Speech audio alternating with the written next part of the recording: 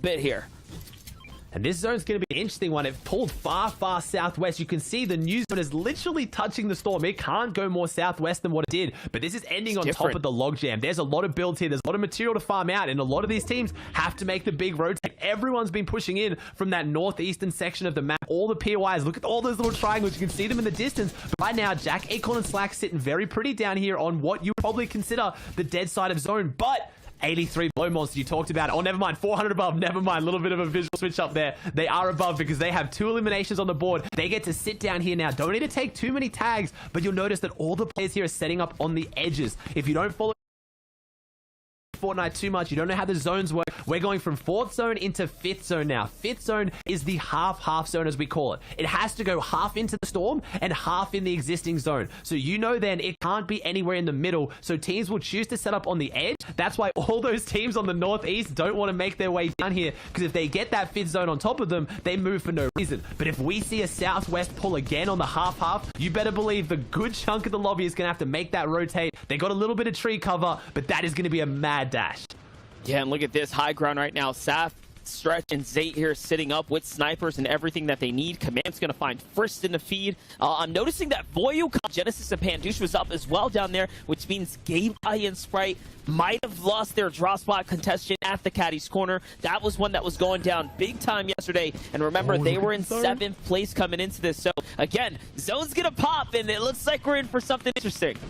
Not a single team got it. This half just pulled into an area, just pulled far west. No one got it at all. So all these teams have to rotate. Who's going to try and go for the early high ground? I see a team there on the bottom left of the minimap rotating all the way around. Get in there early. If they get it early and build up, they can take it. Anchor 2 monster. So that's a really, really big investment you have to make. Do we want to be the team that builds up now and try to hold this? Because we could win the game, but if we invest all these materials and someone else challenges and we can't fight them off, we're gonna lose it as our first place team trying to make the rotate. Again, this is for that Weeping Woods area. They got a few trees which are going to give them a little bit of cover, but now they're going to be out in the open. DGen, Ages, and Skittles, our 3rd place team next to them. Here it is. All the shots come out right now. This rotate is one of the most important in the game. One wrong step, one wrong tarp, and everything goes wrong for you before you're even into the placement points, as Daymir and Reverse, our first place team, are showing up here to play in game number 7. I mean, they're going to have to go down quickly here to not hold on to their lead monster. They are showing phenomenal strength here to come out with confidence. They're not looking nervous. Yeah, no, not at all. You could just tell the little micro plays coming out of Miro there. Turns around, whips a quick couple shots at the team on their tail, pushes them off their lane, and all of a sudden, they get a free rotate straight to the new zone. It's the little things that make a difference, and sometimes that aggression can pay or play into their favor, and that's what Miro really brings to the table, as his elims, as his elimination. I think of all the players, all the teams here in the FNCS have shown up until now. Knocked. Godku just knocked him. There we go. We've lost him right now. Miro is down. They're in a nice base, so unless we see that finished on, I think that's just a knock, but that is very, very scary for your first place team. We also see that we saw Outcast Goku went down as well there, so they've traded. I think they're out here. Clicks, Bizzle, and Booga in this one. This is what you want to see. Day, though, converting. Looks like those teams clash, so they may have lost Miro in the process, but they've gotten 2 eliminations out of that. Okay, Miro's back up, so never mind. They're just getting easy eliminations on the low ground, but that's going to be risky now. Have you lost a lot of your meds? Have you lost a lot of your material in that fight? And are you making the late rotate? Never mind. They look completely healthy, monster. This is scary for every other team in the lobby right now. They are here to play. I was going to say, also shows that exactly they're here to play. They're not messing up. And even if they do, they're popping off. The clutch, the follow-ups is everything they're looking for in a trio. And on high ground, though, let's talk about it. The legacy that they need to cement is some top-type fish here for Zayt, Stretch, and Saf to continue their run of, just performing a top 10 every single time in these big final stages. They have a lot to prove, a lot to put up for. I mean, 5 eliminations on the board. They're looking good right now. Zayt's got 2 rockets left, so a little bit of power to push down the lobby. 67 builds, so we've seen this team force a lot of high ground takes, lose their high ground late around that 2nd rotating zone, so keep eyes on this. This is not... and Stretch are losing their crown as the high ground kings. They have lost it many times in this situation, but you see Zayt, he has learned. He is going a few layers up. He is going another step above. So any team that tries to late retake this, either with a bouncer or building up from behind, don't have a chance. And he's not saving that RPG for pressure. He's using it for damage. That was a double tag into those builds. They're trying to get eliminations right now. They're looking very, very comfortable. And this is what we talked about, changing the narrative. That is a team that is not even inside top 15, but they have the chance at a victory Royale, taking the points that other teams need even more. Damir and Reverse, they have no, like, it's not even crossing their mind to go for high ground right now, Monster. They are so comfortable down here. No, this is where they want to be. This is where they like to play. It's the mid and the low ground layers. I mean, we've thrown around the low ground king type a few times, right? Over the last couple seasons, we had Xset running it. We have obviously Scented, Commandment, and Crew, but let's not forget, Reverse UK at the end of the day proved to everyone why they are champions and why respect needs to be put on this trio's name. And you know,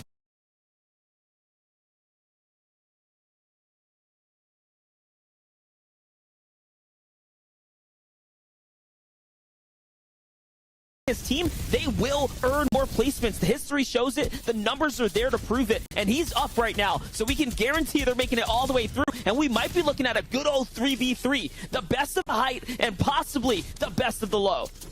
Miro is just dropping eliminations that we're not even seeing on screen right now on the back of top. He's now got 3 right now. This is huge. They have 7 eliminations on the board as we have 9 teams, 22 players. You talked about it then, Monster. We've seen so many legendary 3v3 endgames this weekend. Are we going to see yet again another? The Kings of the Height versus the Kings of the Low. I don't know where Scented Edgy Commandment are in this one. I think they're just kind of pulling around. They are still here. Acorn takes down Dom, though. We might see more than a 3v3. There is a very good chance we're setting up for a 3v3 against teams who need this so much. Yes, Zay, Zap, and Stretch are down on the leaderboards, but they have pride to play for. And with 6 phenomenal games, you never know what could happen as we drop an entire trio in. Beautiful positioning from Miro there. Gets to the wood cone. The harpoon breaks wood builds instantly. Drops down the whole trio and pulls out the big tack shotgun. The shots are breaking out. They're not on the low now. They've come up onto the mid ground because they go, there's more players here, Monster. More players, more eliminations. All the points. This is the team that likes to do it just like that. Here it is. All of a sudden, they go from low and a little bit lower, and they jump on into the box. And here it is. Miro's going to follow up. It's onto Crunchy. Wipes him out of the competition. His trio's still here, though. We are still looking at top 5. And Miro finally gets exchanged out. And it is Commandment and Edgy. They step in, and they bring that firepower. They're trying to show us something. I think they're trying to say something about that low ground layer. They push off one of the best there. They said, hey, you guys went up on the mid ground. We hear the commentators talking about it. They're saying you're coming after our title. Now, we're still down here. We're playing the low ground. We have feet on the ground. Gosh. As Scented Edgy, Jack, Acorn, Slacks go down. Day takes down Jack in the feed. Scented converts on the Acorn. We have 3 teams, 8 players alive right now. So it looks like we've got a 3v3v2, Reverse 2K and Day. What a phenomenal performance here. Even if they go down now, they've already done so much here. But Stretch, Zayden's after setting up for this. Stretch is on the high ground. He's popping the med kit. He's going for the heal off. We haven't seen too many heal off wins here, but does he have it? It's right on cue. I don't know if he got this off in time. He does. Commandment is down there. Well, looks like we might see Scented Edgy Commandment with the 2nd place. Stretch, Zay, and Zaf come out with the victory royale. Monster, we've talked about kind of titles. We've talked about legacies. Many game 1 victory royales, it is insane. I think we saw them do it 3 weeks in a row during last FNCS. Now they show up here on day 2 game 1. Like, man, they just come out so strong. They always start off so strong, but listen, hats off to Commandment, who had 14 eliminations as a trio. Edgy, whoa, okay. They come up, they pop off. Yes, they had 14 elims. And then our first... So strong. They always start off so strong, but listen, hats off to Commandment, who had 14 eliminations as a trio. Edgy, whoa, okay. They come up, they pop off. Yes, they had 14 elims. And then our first... So strong. They always start off so strong. Listen, hats off to Commandment, who had 14 eliminations as a trio. My brother from another mother. I think you just upgraded the mic and you look incredible.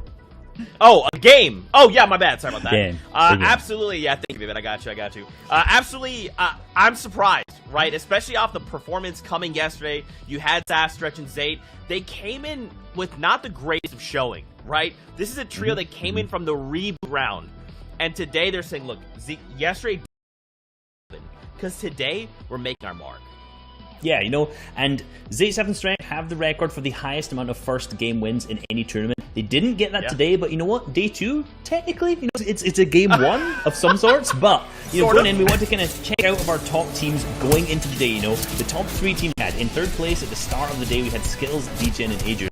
This game, you know, started off reasonably strong. It wasn't an amazing game. It wasn't a kind of shambles game for them. 9th place, picking up plenty of placement points here, but also managing to get 5 eliminations throughout the entire game. So pretty strong start for this team. Like I said, not that top 3 with a big placement, but a reasonably okay game. Keep them moving in that top slot. Yeah, and I want to Okay, well, there you go. Nice shot coming out of whoever just hit that on the demon there. Something that I want to talk about real quick though is that Zate, Zap, and Stretch, they got the victory route there, but look at over here, Commandment, Sentinel, and Edgy actually ended up getting 9 points in them that game. So, the elims have been flowing in for them. Yeah, Slacks, Acorn, and Jack came into the day second. Now these guys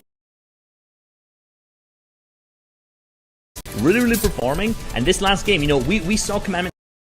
You heard Monster say it there himself. However, these guys went under the radar, picking up 10 eliminations themselves. And if you notice their positioning on the zone, it's gone now, but their positioning was fantastic. We saw all those teams in that 4th zone be super congested in that northeast corner. They wrapped around the south side, keeping away from the amount of teams that were there, giving themselves a really nice position set up for the moving zone.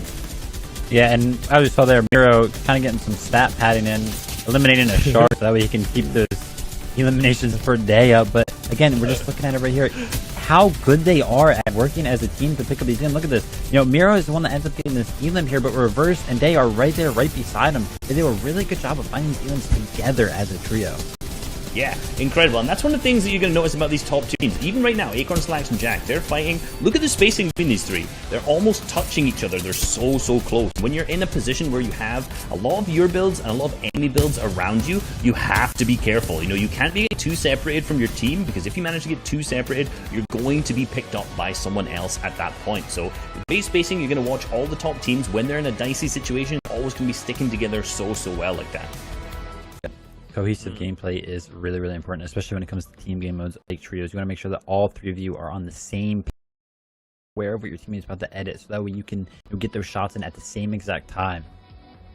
It's so cool to see just kind of the differences. I would say that your top trios are coming into this so much more calculated, right? They're running these numbers in their mind, what do we need to do? They're executing so well. But now we got to take a look at our standings. We got to see how things are going. Remember, this is a cumulative standings. So after the first game here of 6, Day, Miro, Reverse, they're still holding on to this lead, at least for right now, Reese.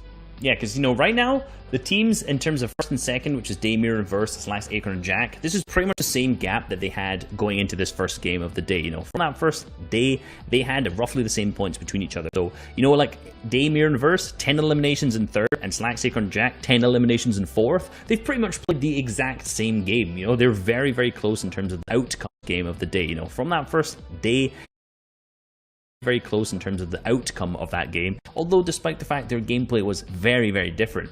We saw Commandment and Neji moving up and overtaking DJ and Agers and Skittles there with that second place with 14 eliminations. So that's a really massive game for them, and we've talked a lot about them and their huge ability.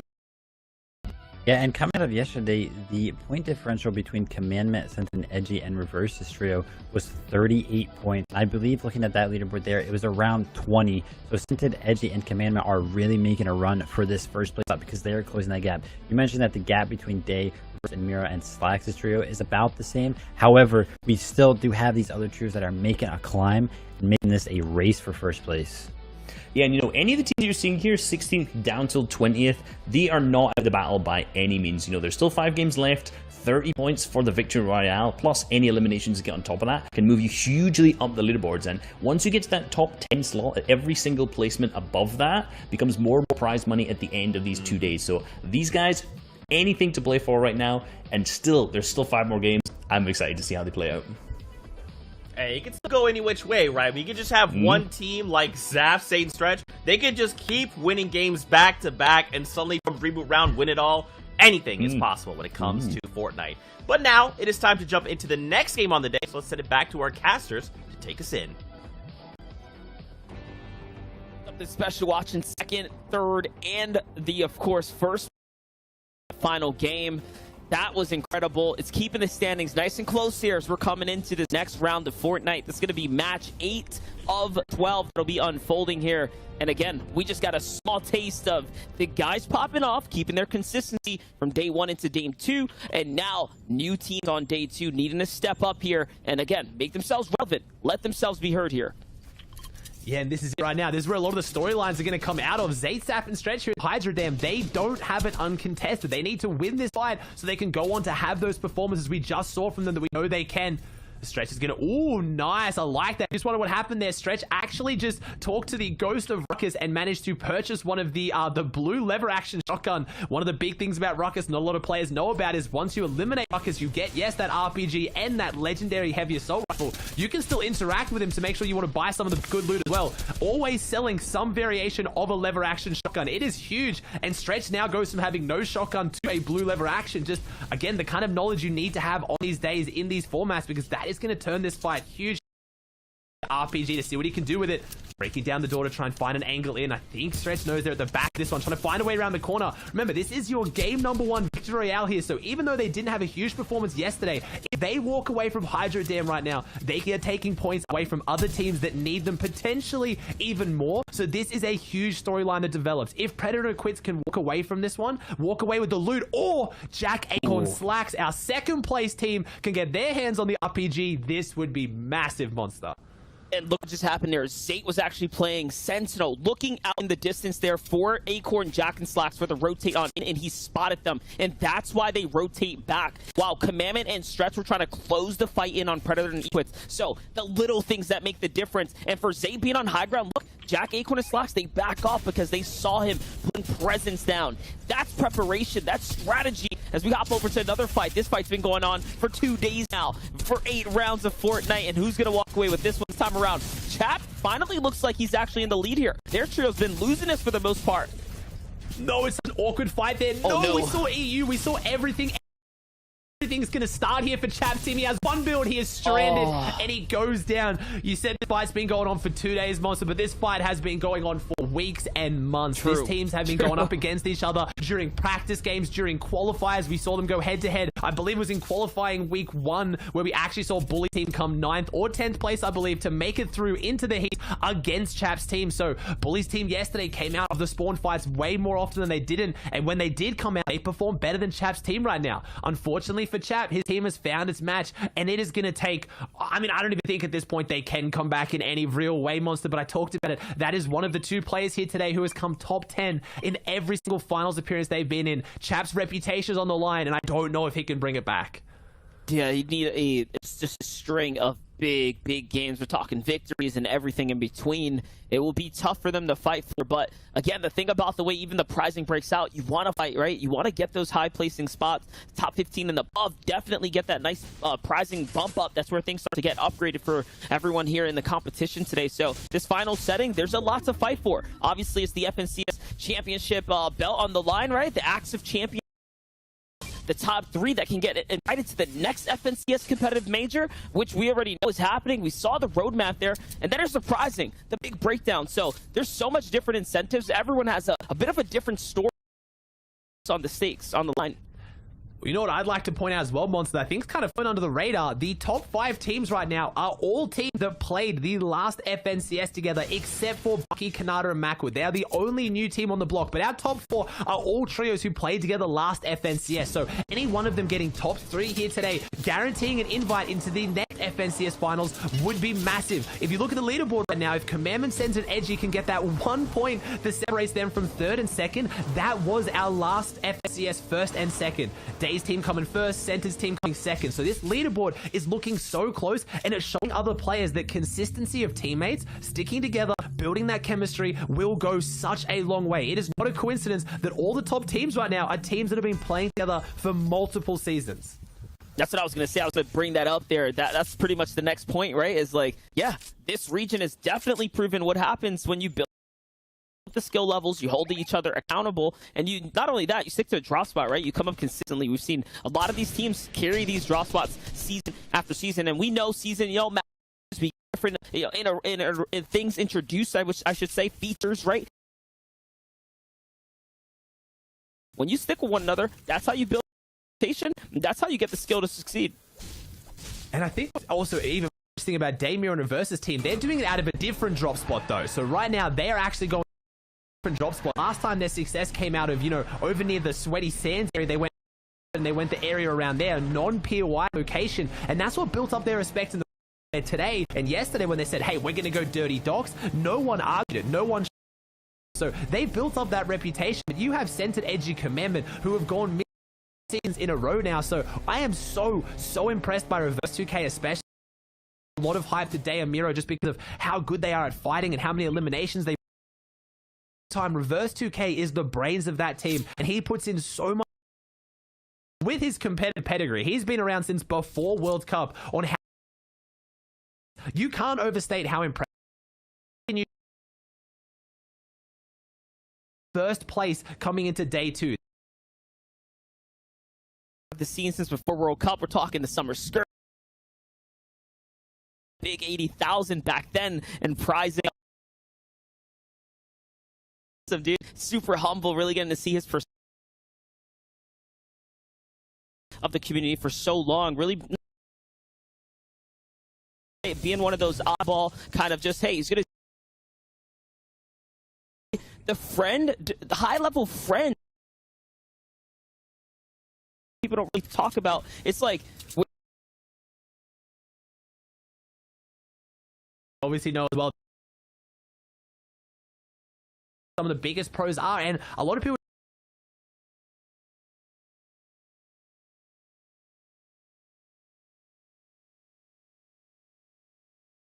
pinned down in trio make coming up from behind on day 1.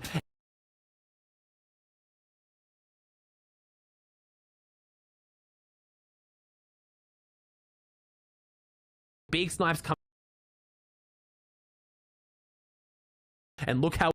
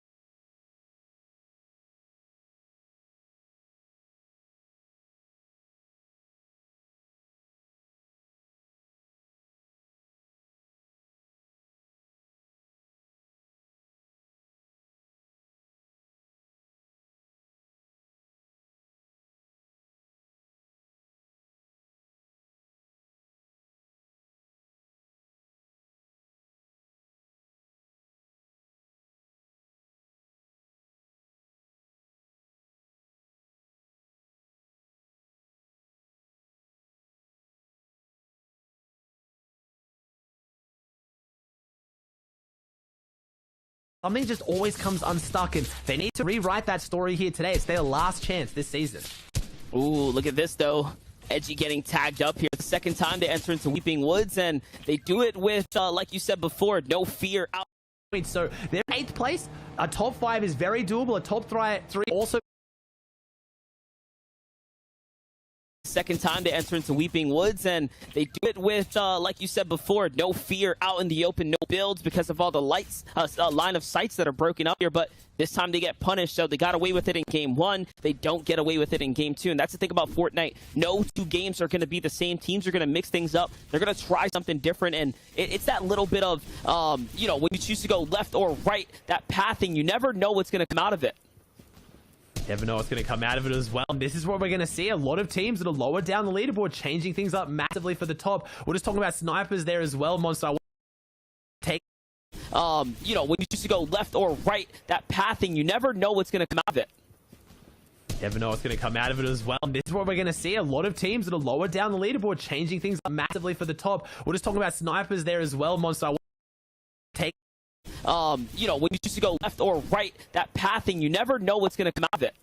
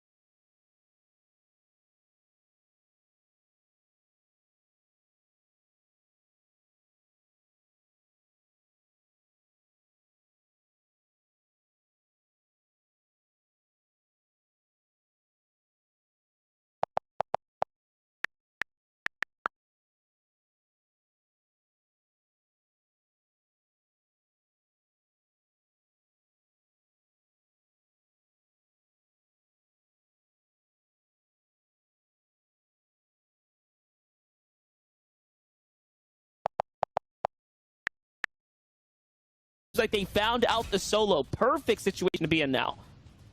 And that's so amazing right now. Again, you just absolutely love to see it. I don't know what Reverse 2K has to do at this point to get more respect from the community and the scene as well. He is potentially going to be the first person in NA East, all three of them, to win double FNCSs and do it back to back. He is a World Cup qualifier. He has been playing in every single tournament, placing for such a long time. And I still remember even after they won the last FNCS, Reverse 2K, Day and Miro announced they were going to be splitting up as a team. Day and Miro went on to try and find a third, and a lot of people didn't even question it. That is how little respect Reverse 2K gets, and I think at this point it is honestly criminal, and there is no performance up until now. The Reverse 2K hasn't cemented himself as one of the best players in A East, hands down, no arguments. I will not accept any point otherwise.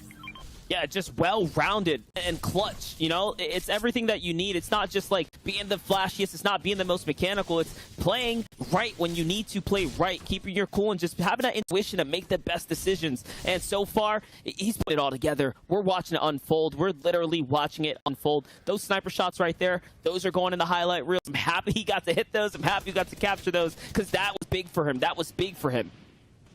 Any extra points they get now is on the back of those snipes as well. They have 2 eliminations on the board. Their loot is still not fantastic. This is probably the worst situation we've seen them in anyway, but they are still going. We're pushing towards that top 17 teams, those placement points, and they don't need to have a phenomenal game here, but they need to hold on to their lead. Anytime you're in first place, you put so much more pressure on everyone else beneath you, especially when you're in that first place by a decent margin. When you're above by about 20 plus points and a victory out is 30, if you're getting 10 points and your opponents in second, third are getting 20, you're still in the lead. You need to keep that pressure on as we are going to crown our champions as the most consistent. 12 game formats leave zero argument for whether you crown the most consistent team. That is more than enough to overcome snipes, bad zones, bad loot. I don't want to hear it. It's 12 games, and right now Daymir and Reverse are coming out on top.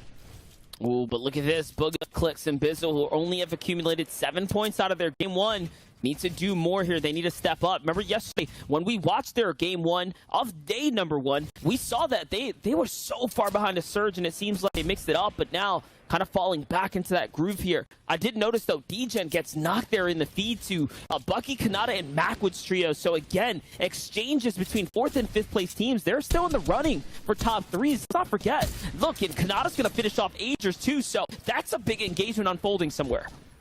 Yeah, that is looking very, very unfortunate for our 4th place team, and that's what the 12 game formats allow, and that's what Trios allows as well. That you're going to see the top tier teams run into each other a lot because they are consistently making these end games. I mean, what a legendary finish for EU. You had 3 of the teams up there right at the very end. You had the 1st place team take out the game 12 victory royale, and that's no coincidence. Thomas HD's team in 3rd place just went down because they were so close to the end game, because these are the consistent teams and they're going to keep running into each other. Unfortunately, the early game fight from Zate, Saf, and Stretch has left them. And this is the team that managed to get the victory out last game. This is not a victory out loadout. Yeah, it's not, but we know what happens when they don't have the loadout to win the game. They take the fight, and that's what they're trying to do right now. They're going to hound any trio that they can and try to optimize, I should say capitalize on some of the distraction here. Surge being a big issue right now, and I'm assuming they're going to want to throw themselves in the mix here and look for a box fight. Not for the Surge, but just to force in other teams, bring the focus so they can find themselves an impact elimination. Here it is. Saf goes for the wall. He grabs it. The Dragon's Breath comes out, and someone eats it right there, and that's the quick finish. Out comes RPG, and they're lighting things on fire, physically and literally right here inside the box.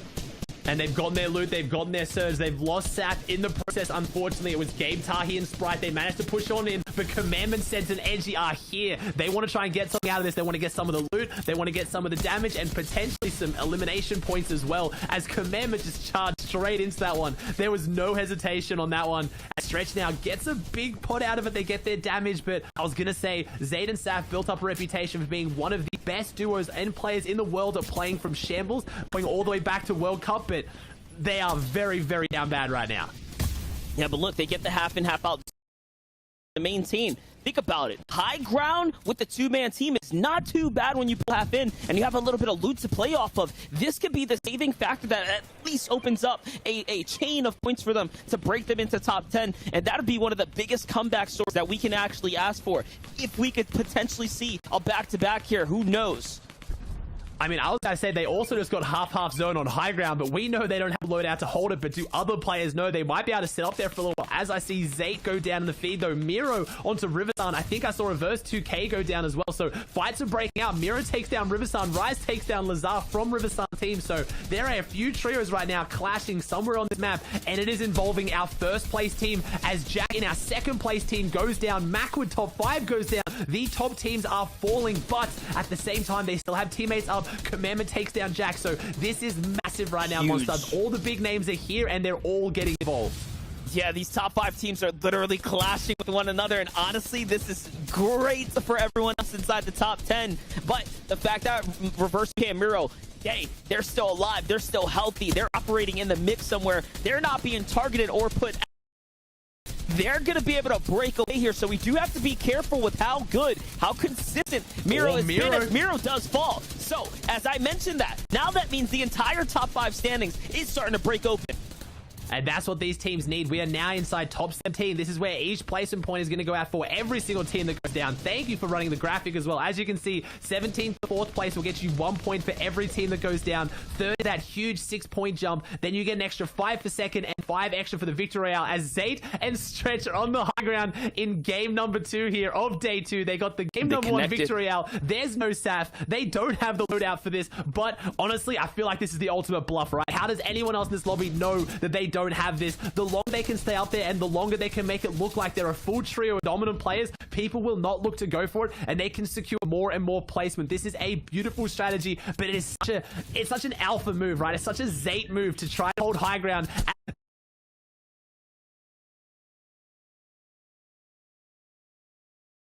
I think I saw Reverse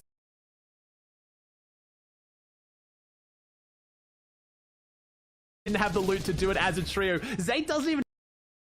Yeah, no, they don't have anything, and I'm assuming the knock came from a sniper shot too, just over peeking, looking for anything. They have just enough. Oh, no. Oh, wait, they almost get disconnected there. Okay, so some people have their eyes on height. They have to be extremely careful here. It's all about sitting aboard the information station here. They need to be hyper aware of all the other trios and what they're trying to do here. And look at that, Stretch is actually gonna hit the boogie down. He's gonna try and cut across. Okay, they're gonna reposition up, and that means they're situated here. But those white tags, oh, yup, of course players are gonna be looking up. I think they just invested everything they had into it. Honestly, it might look like an interesting play, but it's one they had to make, as it's Creo, Avery, and Illis who are going to try and take this high ground. But Creo was taken incredibly low. Illis going for the high ground. We haven't seen this team really up here. We've been kind of telling the story more of them at the mid-ground layers, the center edgy commandment on the mid-ground, trying to make their way to that ultimate low front side that we know they love so much. If they can get a zone that goes back across, they need to get back to the front side and get on that low ground. But Centered says, no, I've got the big dragon shock, and it works just as well on the mid-ground as the low ground, as this team trying to make their way around. Edgy is very, very weak right now, and Creo, Avery, and Illis, they've been around that point of contention. They're in 6th place right now, Monster. A victory hour would really put them in the conversation. Yeah, definitely, but our second and third place, I'm looking for information bits. Where is Day? Where is Reverse 2K? We know Miro's down. They might not be in here, so I think first place is absolutely up for grabs right now. The fact that Kanata, Macwood, and Bucky have made it this far as well. They were in top 5 right before this, and they are not even baiting. I thought for a second they were trying to bait some heals, but no, he's just looking for an elim, trying to find something to open up here.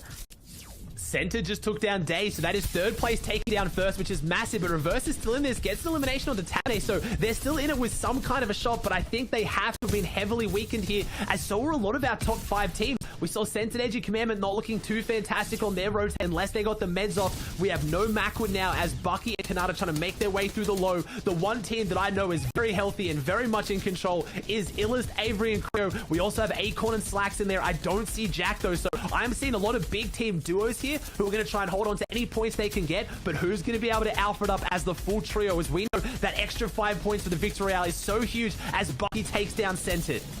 Yeah, but it's really going to come down to who can get those elims, man. That high ground team right here, Creo, they only have 2 eliminations. All the points are being taken away down here in these low ground places. Acorn still up though, stealing away placement points. So is Commandment. Now with every team that falls, placement points are going to be given out. So staying alive here is crucial for chipping away at the standings.